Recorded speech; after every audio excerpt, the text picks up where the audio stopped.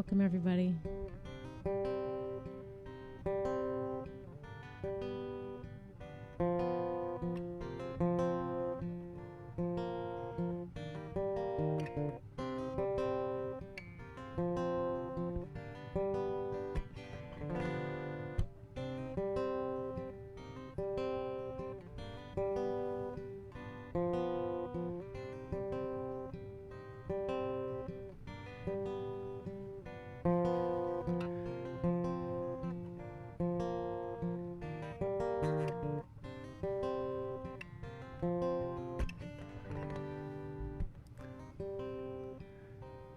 Good morning, everybody. I'm Joe Jenks, and I am guest hosting here today for the Washington Revels and Carpe Diem Arts, the daily antidote of song, and we're so glad that you can join us again today. Some of you have been listening loyally for almost the entire year and singing along from home or wherever you happen to be. It has been absolutely my privilege to be a guest, a song leader, and artist on this program several times in the last year. And a huge shout out to Joe Rossi, to Carpe Diem Arts, to the Washington Revels, to all of the people that have been working behind the scenes. Today we have Aaron and Katie helping us out behind the scenes. Thank you both so much for your work and your effort. And I'm really excited to introduce to all of you an artist who is extraordinarily gifted and multifaceted in her talents and her skills. Lara Herscovitch, singer-songwriter from Connecticut. And the Boston Globe says, a luminous voice and a buoyant stage presence, big-hearted lyrics embrace the sum of life. Herscovitch's music blows on the embers of a lagging spirit or a dormant creative life. High praise from the Boston Globe, but of course, newspaper reviews can't even begin to sum up the capacity or the value of what a musician brings to community. And one of the things that I love about Lara's work is that it's rooted not just in great music, thoughtful lyrics, very literate writing styles. There's also a very frivolous, joyful human side to what she does. Yes, she's bouncing up and down there. That's great.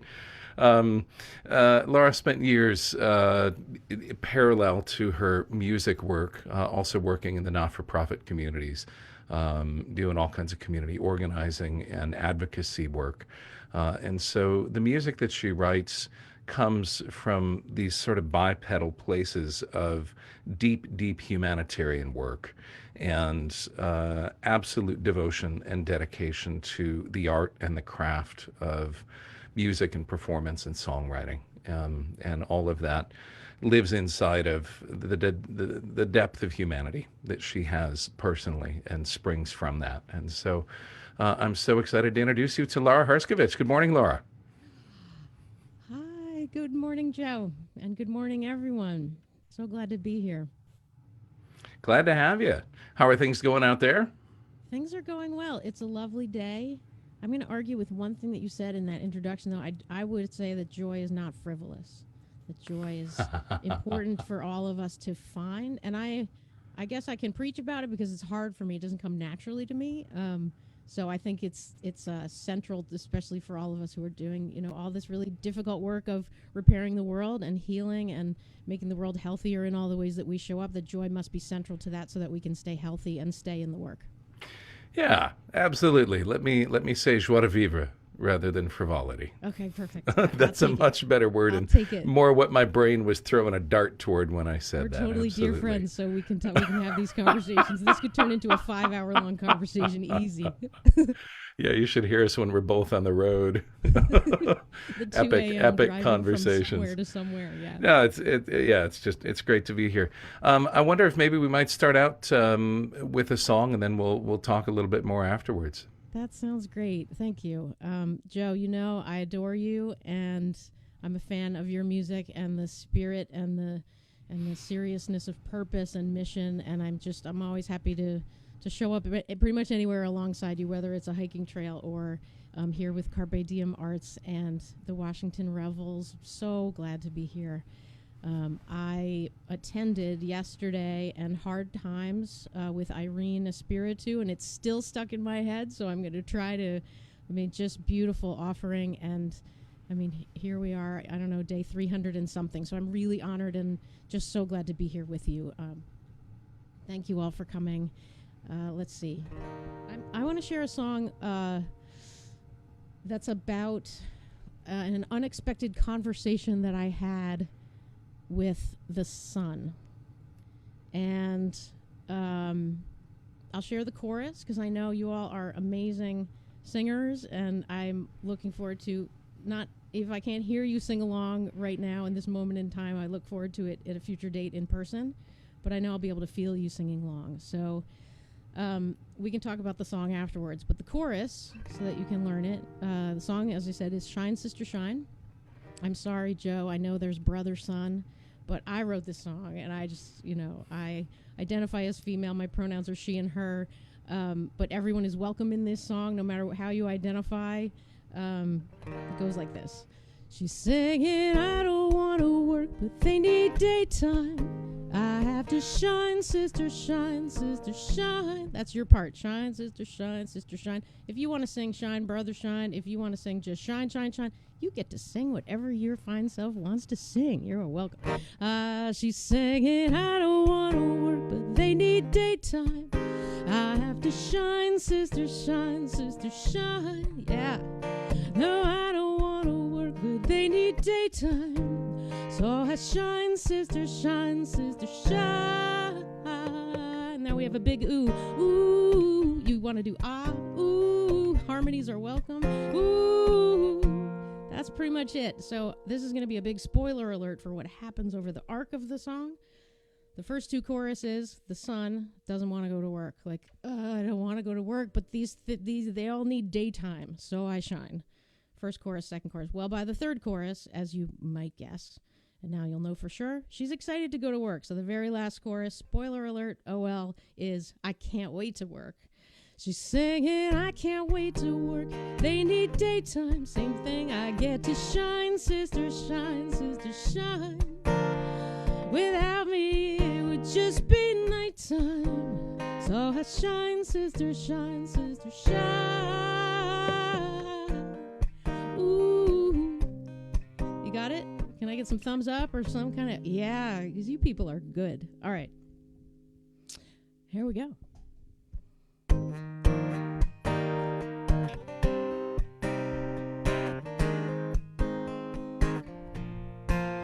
She said she used to love the way they all rely on her. Lately feels more obligation than she prefers. Round and round, round, same circle every day. Isn't reimbursed 93 million miles each way. Mm-hmm. Mm-hmm. Someplace always needs her, so much at stake. Someone's gotta make sure all the roosters are awake. She's singing, I don't wanna work, but they need daytime. I have to shine, sister, shine, sister, shine. No, I don't wanna work, but they need daytime. So I shine, sister, shine, sister, shine. Ooh, beautiful singing. Ooh. Thought she'd start a new career, got some interviews. The clouds always covered for her, eclipses too.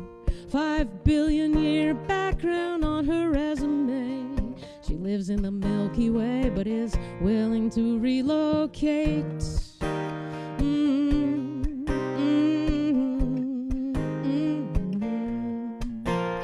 She explained she's a star, travels at the speed of light, but the interviewer did not agree that she was qualified. She's singing, now I'm back at work, they need daytime. I have to shine, sister, shine, sister, shine. I don't want to work, but they need daytime. So I shine, sister, shine, sister, shine. Ooh, ooh, ooh.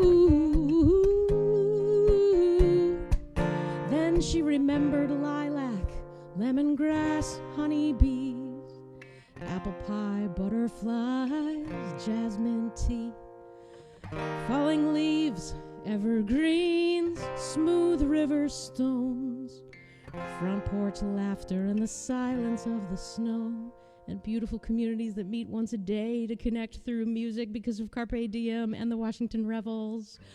Warming baby porcupines still fit like a glove. Then they named a flower after her, and she was in love.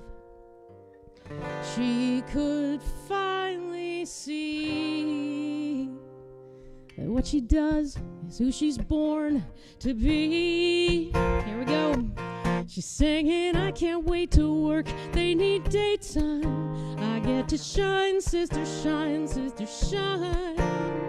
Without me, it would just be nighttime. So it's shine, sister, shine, sister, shine. Ooh, ooh, ooh, ooh,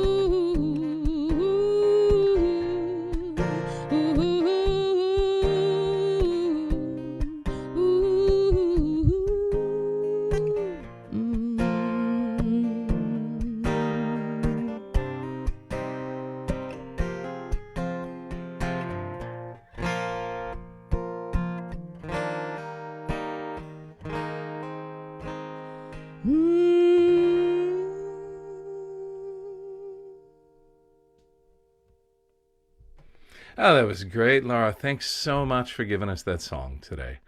Really great to hear you sing and to sing harmonies with you from, like 1,200 miles away, just singing my heart out. And I want to be great when we get back onto a stage together again for sure. It's going to be fun. It's going to be a lot of fun. I want to just give a quick shout out to note that we have people here from coast to coast in the U.S. and in Canada, and some people from off continent. And we are so grateful to have all of you here with us today for the Daily Antidote of Song. And Lara, there's a lot of people here for whom your music is brand new. They have probably not bumped into you as a touring artist or your music as a recording artist. I wonder if you might tell us just a little bit about how you got started in music and how you ended up choosing this particular path in the world. It's a path that you've been on for, well into your third decade now as a touring artist. And let's just kudos for that. Any artist that keeps it going, it's a beautiful thing. Yeah, no, it's and you have woven this with other things about which you're passionate in the world. And I wonder if you could just tell everybody here a little bit more about your music, and then we'll get to some of the more current stuff after that. Yeah, sure. Thank you for the question. And not unlike you, I don't feel like I chose music, honestly. I mean, maybe like everybody here, I really feel like music chose me, and I'm grateful that it did. I started writing poetry when I was 7. It was the earliest poem I bumped into. My mom was recently decluttering and just found a bunch of stuff and found this. It was not a very good poem, but it was a poem that I wrote and titled and signed, and I was very proud of it at the time. I started writing songs when I was 8 or 9. I'm a born musician, but I didn't know that until a couple decades later. I did my first open mic night when I was 30, and I was always writing songs all along the way. It's always how I've processed how I feel about the world, how I process the world, how I communicate best, how I communicate most clearly.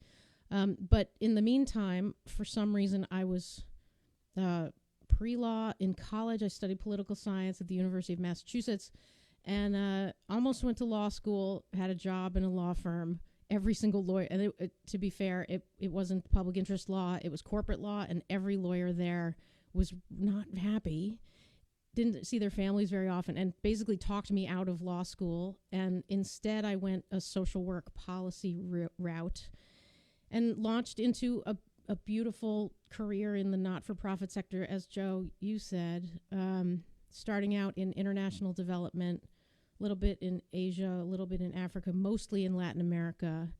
And I started writing songs on piano. I was terrible on piano when I was writing those songs. I'm about as good a piano player today as I was when I was 9, maybe 10. And when I was doing international development work, I started bringing a guitar, and I fell in love with the instrument. as I was, in places where it was just had a month and a half in the Philippines and not a lot else that I knew how to sort of reach out and do. So in my downtime, I fell madly in love with writing on the guitar. And then at a certain point, someone in my family got really ill, and I learned that lesson about how fragile it is. We're all learning it this past year. I mean, the pain and the suffering and the grief and the loss, and it was a little bit of a moment like that, and it was a moment to ask myself, if my time was right now, and this is 20 years ago, would I have any really big regrets? Would I have any really big, what if? And music was always that thing that I was just too scared to try. So I collected my very best friend from childhood. She met me in Stamford, Connecticut, and we went to an open mic night. I played 2 songs, one on my terrible piano, one on my probably terrible guitar back then too. I've gotten a little better since then.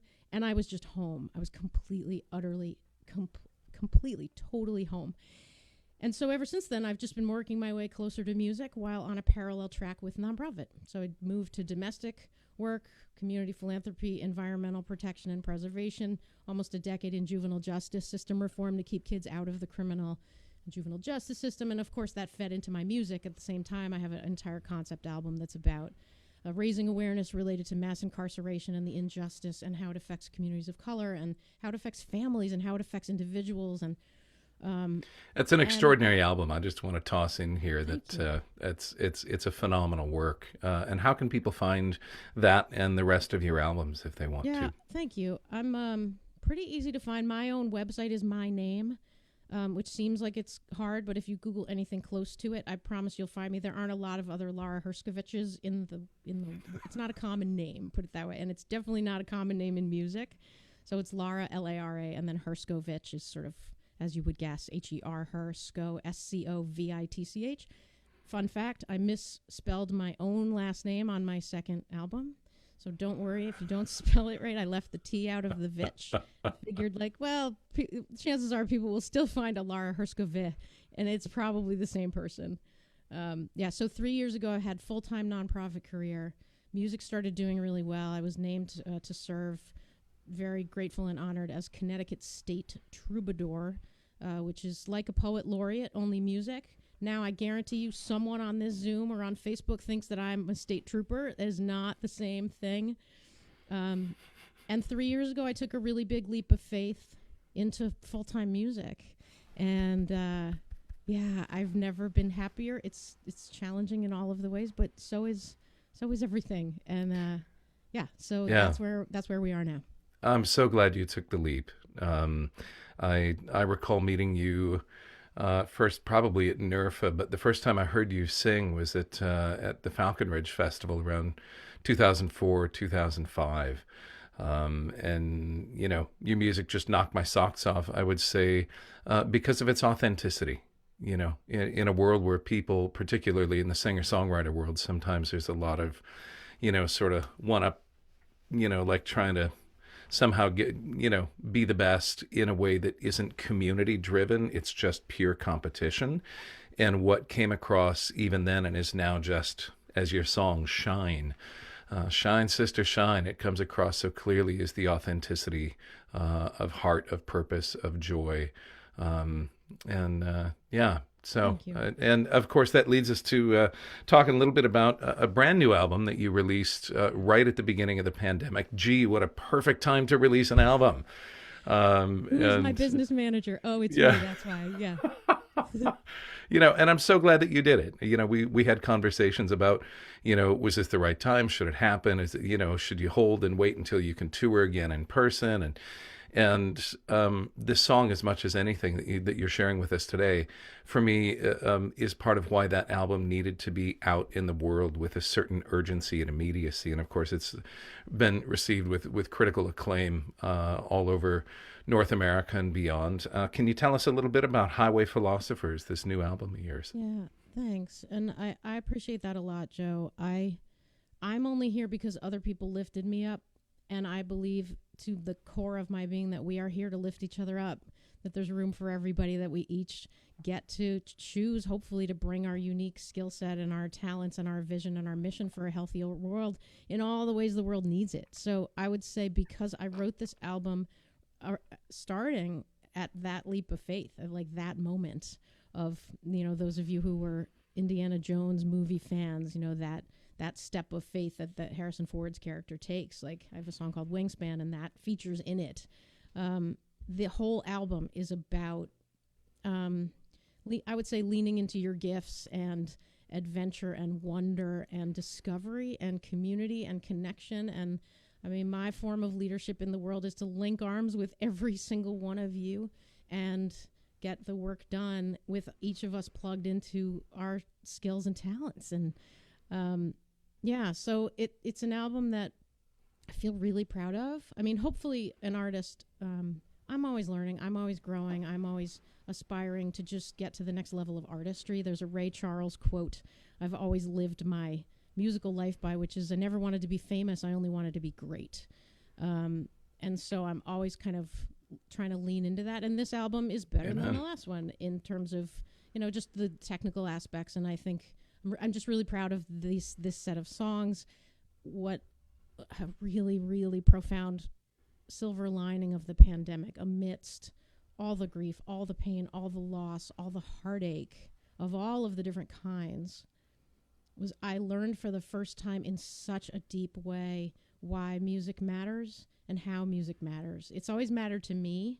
I mean, even when I was a little kid and things were wrong, I'd always, probably 3, 4, 5 years old, turned to music.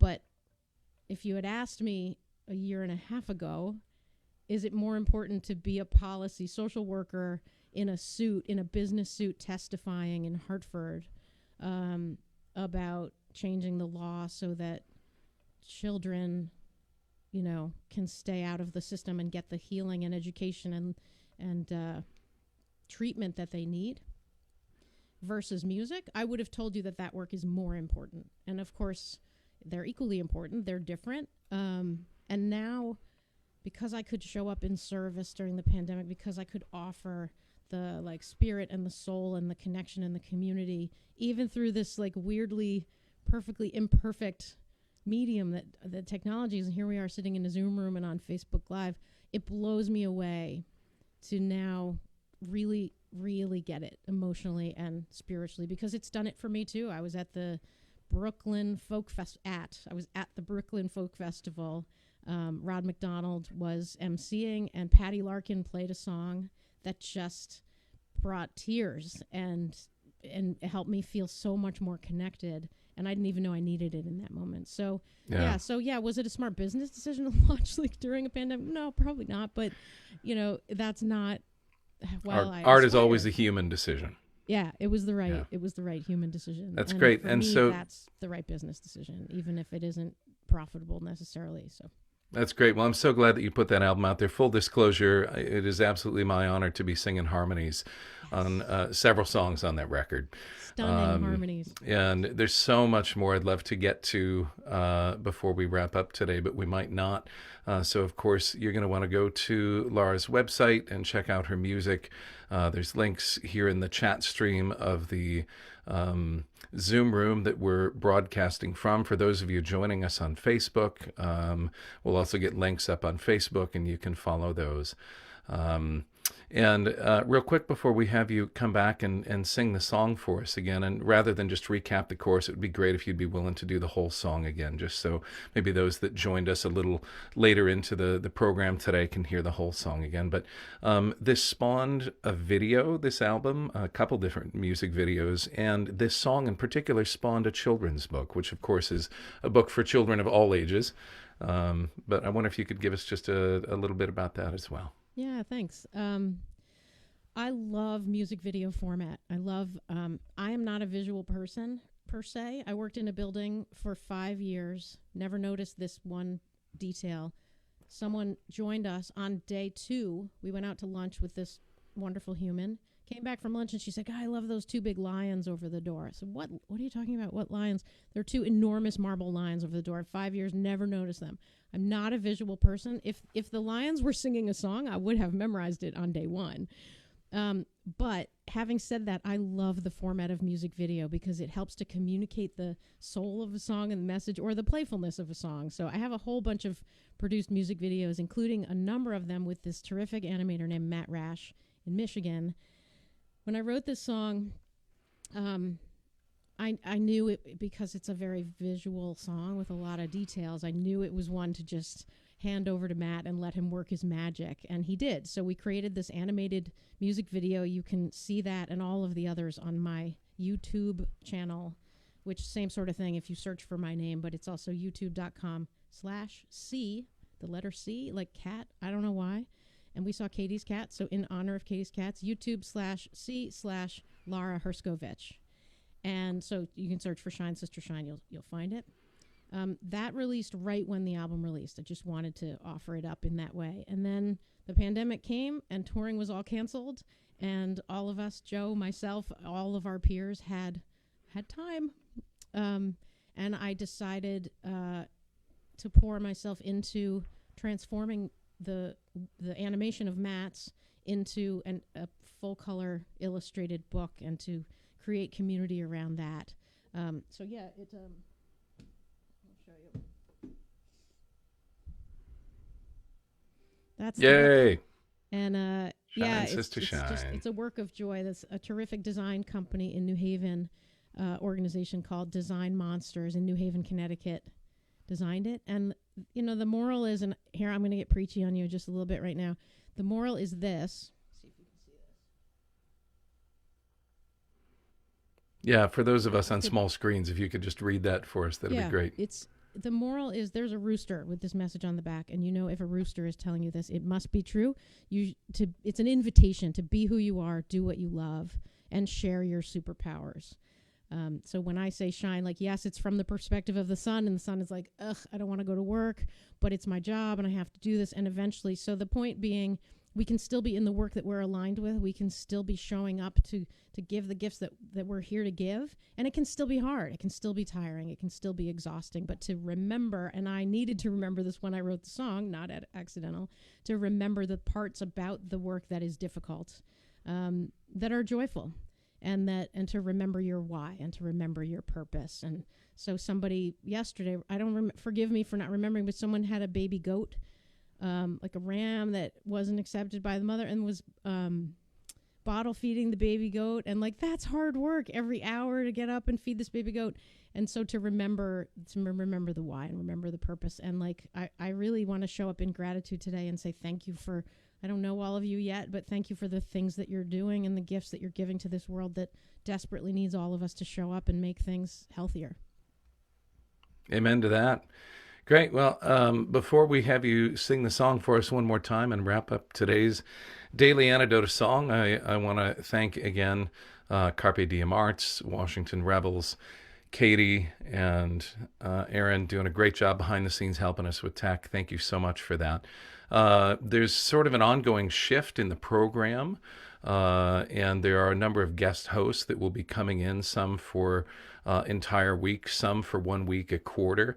Carpe Diem and Washington Rebels are going to do their level best to keep Daily Antidote of Song continuing as long as possible. And part of what makes that possible are your contributions to Carpe Diem Arts and to Daily Antidote of Song, to Washington Rebels. So there are opportunities for you to make contributions. Those links are being posted both on Facebook and in the Zoom room here, and you can go to either organization's website and make contributions. That's what's keeping all of this possible. Again, a big shout out to Joe Rossi for hanging in here for an entire year. Coming up, I think April 5th is the 1 year anniversary. And I may be back with you on April 5th, but I will also be one of the co-hosts for a segment May 3rd through May 9th. Elise Bryant, Executive Director of the Labor Heritage Foundation, and I are going to co-host a week of music related to work and workers in honor of May Day, May 1st being an international celebration of workers' rights. So we'll be back for that. And please check out the websites and please stay tuned in. And back to Lara for Shine, Sister Shine. Shine, Sister Shine. And yeah, again, I just want to echo all of those thanks. And thanks to each of you for being here to celebrate music with us, not just today, but tomorrow and the day after that. And it's my honor to be here. And Joe, always great to see you. And yeah, if you want to keep an email list. You can go to my website on the contact page. You can sign up for that. And I look forward to our paths continuing to cross. So thanks for listening.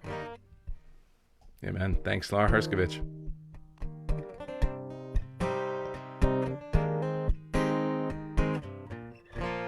She said she used to love the way they all rely on her. Lately feels more obligation than she prefers. Round and round, round, same circle every day. Isn't reimbursed 93 million miles each way. That kind of puts touring in perspective. Someplace always needs her, so much at stake. Someone's gotta make sure all the roosters are awake. She's singing, I don't wanna work, but they need daytime. I have to shine, sister, shine, sister, shine. No, I don't wanna work, but they need daytime. So I shine, sister, shine, sister, shine.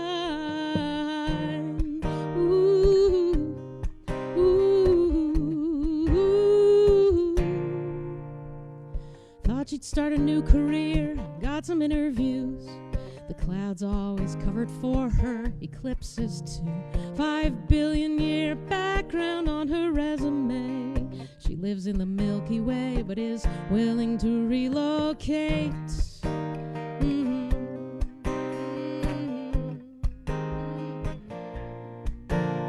She explained she's a star, travels at the speed of light, but the interviewer did not agree that she was qualified.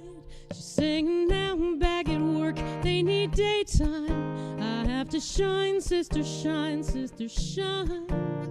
No, I don't want to work, but they need daytime. So I shine, sister, shine, sister, shine.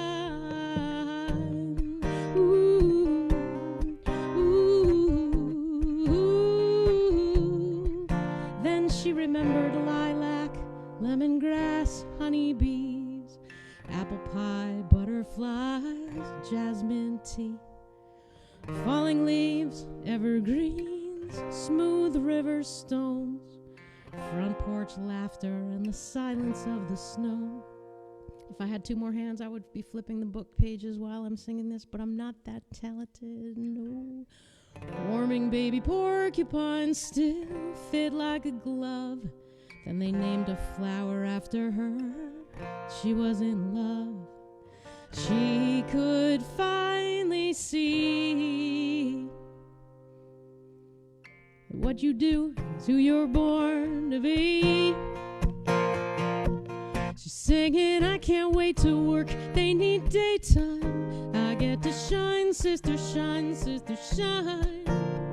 Without me, it would just be nighttime. So I shine, sister, shine, sister, shine. Ooh, ooh, ooh. Let's have a big finish. Oh, shine, sister, shine, sister, shine, sister, shine, sister, shine, sister, shine, sister, shine. I can just even imagine the choir singing, oh, shine. Woo! Yeah. Lara Herscovitch, everybody. So glad you could join us today for the Daily Antidote of Song. Yeah, lots of great comments over here in the stream, I'm sure on Facebook as well. So, yeah, just so glad you could be with us, Lara. And thanks to the Daily Antidote of Song and Washington Revels, Carpe Diem Arts, Joe Rossi, today, Katie and Aaron helping us out behind the scenes. Katie, can you wave so everybody knows who you are? Yeah, so glad to see you. Aaron, can you wave so everybody knows who you are? Yeah, great. Thank you. And Lara Herscovitch, thanks so much for joining us today. And we will see all of you again tomorrow and ongoing. Thank you for supporting this amazing program. And thank you all for participating in joy and hope during the pandemic. And even as things start to open up, for recognizing that there is some deep and needed anchor in this program, in Daily Antidote of Song, that helps all of us transcend the distance, transcend the loneliness, transcend the things that may get in our head on that hamster wheel and spin a little bit, and allow us to recognize that we absolutely have deep community in each other and in our home communities as well, wherever they may be. So thanks for bringing your joy and your voices to the Daily Antidote of Song. We'll see you again soon. Thanks again, Lara. How about a big round of applause for our wonderful host, Mr. Joe Jenks? Thanks so much for tuning in. I think we'll hop off Facebook here